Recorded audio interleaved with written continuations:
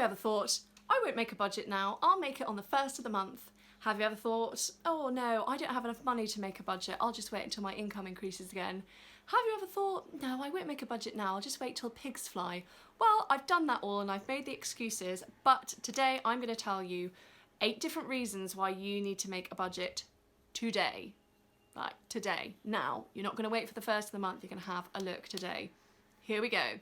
Hello and welcome to the Vicar's Wife's Frugal Life. I'm your host today, Rhiannon. I'm always the host. And please click the subscribe button and ding the little bell because then it'll tell you when I make a new, very useful video that you can watch. Please also give me a thumbs up because I love affirmation. Or you can give me a thumbs down because you hate budgeting. No, give me a thumbs up. And let's get started. So today I want you to go and I want to look at all your bank statements and all your receipts and all your credit card reports, and I want you to figure out your budget. You're going to start today, okay? You can do this and I believe in you. Even if you feel your situation is terrible and that the situation is currently very different to how it is normally, it's okay, we can adjust the budget as we go along and as the months pass, but today we're going to have a look at what the situation is. So get all those bank statements and start figuring out where your money's gone and start putting it into categories. So we're doing it in arrears, figuring out what you've done before so we can make a plan going forward. And here is why. Reason number 1, your current financial situation is real. Whether you've got loads of money and business is booming in the pandemic, or whether you are unemployed, and you are ineligible for any government benefits that are being rolled out. My heart absolutely goes out to you and I really mean that sincerely, but the situation now is real. So let's make a plan from the current place we find ourselves in, okay? That way we can move forward and we can either improve the situation or at least we can do some damage control. Number 2, a budget, speaking of control, is going to help you take back some control. You might not be able to control whether or not you're eligible for any government benefits. You might not be able to control whether or not you are going to keep your job next month. You may not be able to control whether or not your business goes under. And I can't necessarily help you with any of those things, although let's all take to the streets and demand for better rights and more equality for some people. Even if the situation is really, really dire, we can start doing damage limitation, and that's really important. Even if we're not making the situation better, we can maybe make it less bad, and that is control in itself, and that is a great gift you can give yourself. Number 3, if you are in a relationship, and if you're not, don't worry, bear with, the next things will be relevant for you, but if you're in a relationship or if you're in a marriage where you're combining finances for whatever reason, whether it's that you own a home together, have kids together, whatever, making a plan together will get you on the same page. Quite literally. If you do a budget on purpose on paper, then you can be on the same page, and equally if you're using a spreadsheet or some sort of software, then you're also on the same page, on the same spreadsheet page, okay? So it's really, really important because at the end of the day, money fights and money worries are one of the leading causes of divorce, okay? So these things are really, really real, and the problems that money worries can create are also very, very, very apparent in some people. I know that when I've had money worries in the past, it's caused me very, very, very severe depression, and I'm talking not getting out of bed for almost 6 months. Yeah, that happened, and I will talk about that another day. Yeah, it's difficult, and I think by making a plan together, you can become a team, a really effective team. My husband always asks me that at the end of the day, or whenever we've been struggling. Are we an effective team? And it's a really powerful question because are we both working towards the same goals? We can both be doing slightly different things in order to move towards those goals, but making a plan on purpose together is such a powerful thing. Plus, divorce is really expensive and that's not going to be good for your budget right now. I'm just saying. Let's think of an analogy around this. I guess when you're playing on a team, a sports team, you both kind of want to be playing the same sport. So if I put up, I don't know, Nadal, the tennis player, and I put up David Beckham, I know he doesn't really play football anymore, but I had David Beckham and Rafael Nadal playing a sport together, probably wouldn't be the most amazing team. I mean, I'm guessing they've got transferable skills, but yeah, different sports, different goals, right? Number 4, speaking of goals, no, I'm going to stop with the sporting analogies because I realise I've got no idea what I'm talking about. But it helps you, and I am going to use middle management speak right now, but having a budget helps you set SMART goals. That's it, I've said it. And if you don't know what a SMART goal is, I will pop them down in the description below. But a SMART goal for you as an individual or you as a family will help you move forward with intention and purpose. So it has to be specific to you, it has to be measurable, it has to be achievable, it has to be realistic, time-based, I'm not going to go into those. But it means that you're moving forward with real direction and with real purpose. It means you're more likely to achieve your goal, whether that's being debt-free or building up an emergency fund, or even if it's just limiting the damage right now, that's okay as a goal right now. You're doing really well if you're just limiting the damage. And a budget is really, really effective in helping you create and manage those SMART goals, okay? If you don't know about SMART goals, go and read up about them. You're welcome. Number 5, having a budget on paper on purpose can highlight where you can pull back. So if we look at the last 30 days of spending and have a look at where the patterns are arising and where you're spending money in which categories, we can then figure out which categories we can minimise, okay? And if you've got tons of money and actually need a budget to give yourself permission to spend money, then that's great too. But I realise those people are probably in the minority right now. I'll put a little caveat in. If you are someone who's really living on the breadline right now, I'm really, really sorry to hear that. And please let me know if there's anything I can do, taken apart from can't really take to the streets right now, but that's something that needs to be addressed. And if you're currently experiencing problems like that, please keep reaching out. Let me know if there's any support you need and if there's anyone I can point you towards. But for the vast majority of people right now in this country, there is probably different areas in which they can pull back in their spending. And what a budget will do is highlight those. So, for instance, when we started budgeting, I went through my bank statements and I saw that every day that I travelled for a singing competition or a singing concert, because that's what I do, I'm a singer, I was spending between £30 and £50 each time, which over the course of a month could be anything from £200 to £400 and £500 of spending on the days that I travelled.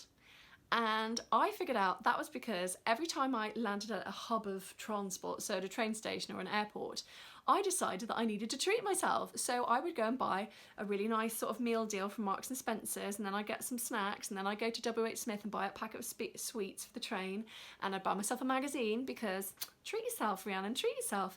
And also possibly that I would go to a restaurant waiting between the rehearsal and the actual performance. And it meant that I ended up spending sometimes a quarter of my fee, a quarter of my earnings on just stuff. You know, that time when you go into Boots at the train station to buy a mascara and you end up coming out with 5 things just in case. So I found that problem, I found that trigger for myself, and then I said to myself, right, when I go to the train station or an airport, I'm going to make sure I take snacks, I take my lunch, and I take something that feels like a treat. So I take a book or a magazine or something I already had that I'd been waiting to read. And that saved so much money, but it was stuff that just got away from me and I didn't even realise how much it was amounting to over the months until I sat down and looked at my previous spending habits. So budget can really, really, really help you. If you're looking in arrears, see where those spending triggers are. Are you a sucker for the home organising section in Asda? Okay, well, sometimes you may need those things, but sometimes, is it just a trigger for you? Is it just a, oh, it's there, it's shiny, I want it. So if you set the intention before you walk into Asda that, do I need any organising things? No, I do not. Okay, let's just go to Asda and buy what I need. Other supermarkets are available, that just happens to be our closest one currently.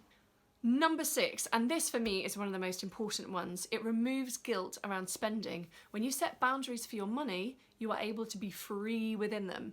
In the same way as if you have got kids and you go to a soft play area, you can kind of let them run riot and you know that they're probably going to be safe unless they figure out how to climb through the net and launch themselves off the top of the mega slide, okay? Those kids are probably going to be okay in a soft play area. In the same way with your money, if you set yourself a budget and you figure out you can spend X number amount on groceries and then you have X number amount on, I don't know, clothing, you don't have to feel guilty about buying a top or buying a pair of shoes if it's in your budget. It's currently not in mine, but if it's in your budget and you've made a plan for it and you know that all your bases are covered, you're meeting all your responsibilities, then you can spend and not feel any guilt. It's the most liberating thing, and honestly, I am not a massively detail-oriented person, so budgeting for me is very unnatural. I really have to make myself do it. But the freedom it gives me in continuing to not be a very detail-oriented person is just, it's amazing, okay? Number 7, sometimes the greatest gift you can give yourself is giving your money a plan. It's a battle plan. It's a strategy for figuring out how you're going to get through the next however many months that this continues. And when this pandemic is over, then a plan going forward from there, when hopefully things can improve and you can find work and you can start to make adjustments to your life to increase your income and keep decreasing your expenditure. Okay? It's a really, really, really powerful tool, the budget. And when you've got a plan, it takes away some of the mystery around your finances. It helps you sleep better. How would that to be able to sleep better? Even if the situation is really, really bad, and I don't know your situation, I am currently just talking to an iPhone on a stand, but if the situation is really, really bad, at least you then know what the situation is and you can start making plans in the future to start making things better.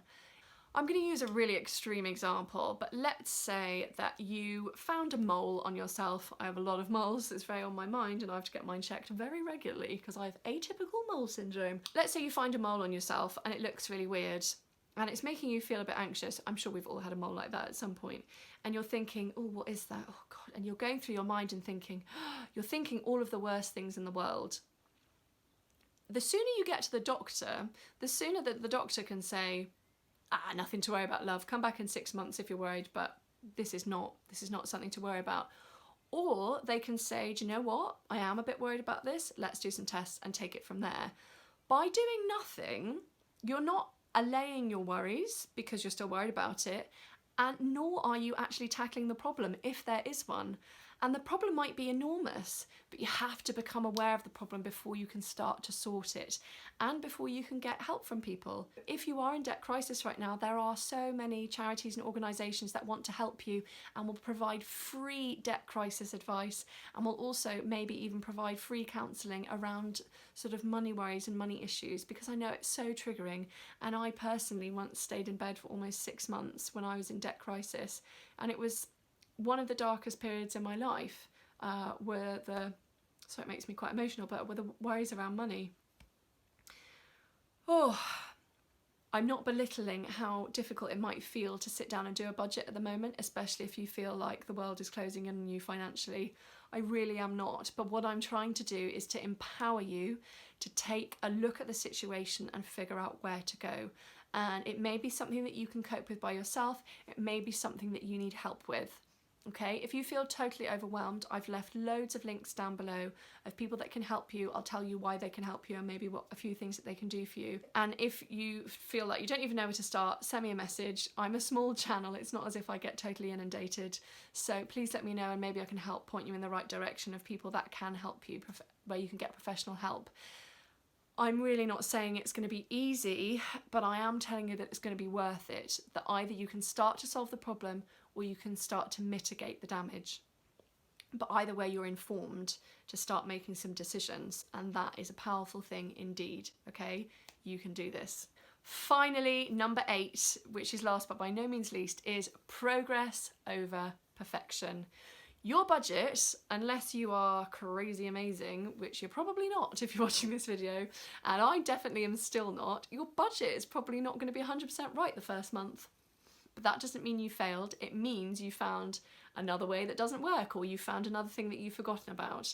So by making a budget, by sitting down with those statements today and starting to go through them one by one, opening the letters with the red warning signals on them one by one, you're making progress.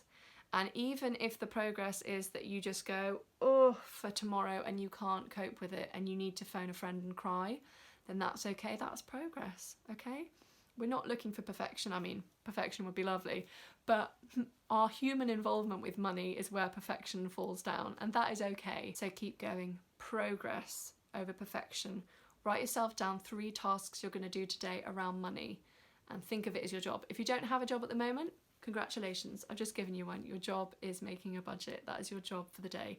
And it may not take you a day, it may take you a few days, and you'll have to keep reassessing it as the weeks go by, as the months. When the pandemic is over and you can finally find a job again or go back to work if you've lost work, then that's great. Then you can make even more progress. But by getting a budget on paper, on purpose today, you can start assessing the damage and moving forward. I stress again, I know how triggering, especially as it's National Mental Health Week this week, I know how triggering money can be, and I have experienced it. But what I'm saying is there are people here to help, okay? And if you feel totally unable to create a budget by yourself at the moment, then maybe you need to reach out for some help. Maybe it's that you need to go and call a debt advice line, or maybe you need to talk to a friend about it, or someone that you trust and someone you feel won't judge you for it. I've put all the links to people like Step Change and Christians Against Poverty in the boxes below, of people that can and will help you for free and will not judge you no matter how stupid you think you've been. You haven't been stupid, you've probably just been normal. We've all made decisions around money that we regret. Well, most people have. I've made hundreds. So the numbers are all in the box below, and if you feel like you've really got no one to speak to, I really encourage you to consider calling the Samaritans if you feel like you're just in a hole with no light at the moment. And their number is 116 123. That's 116 123. They also do, I think they do text. You can send them a letter or an email. So there's lots of options if you don't feel comfortable speaking on the phone. Anyway, I'm going to wrap up now, but I believe in you. I know this can and will get better, and even if the better at the moment is just mitigating the damage, a budget is gonna help you do it, okay? There are so many YouTube videos about making a budget. I've made them, and a million other YouTubers have made them as well. So be kind to yourself, but also be kind to yourself in moving forward with this budget, because it is going to help. It's gonna help, okay? Bye, guys.